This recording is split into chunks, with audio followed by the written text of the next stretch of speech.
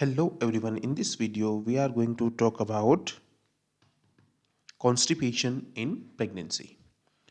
In very brief, constipation is very common in pregnancy due to decreased colonic motility because of progesterone. Progesterone is the hormone who decreases the gastric motility, even colonic motility. That's why we go for all these gastrointestinal discomforts in the pregnancy. Now, why constipation is aggravated in the pregnancy? Because there is nausea, vomiting there in the pregnancy. That's why decreased fluid intake is there. Some patient might taking opiate analgesias. Iron and calcium supplements are also causing the gastric side effects. That's why we have constipation. Now, what is the management? Which is very important.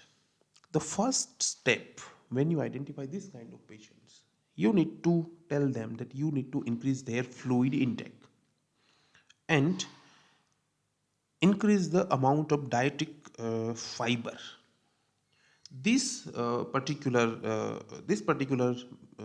treatment is very important and must be given to any patient before starting drugs. Okay, if if the symptoms are not relieved with this measure, you can go for osmotic laxatives like lactulose.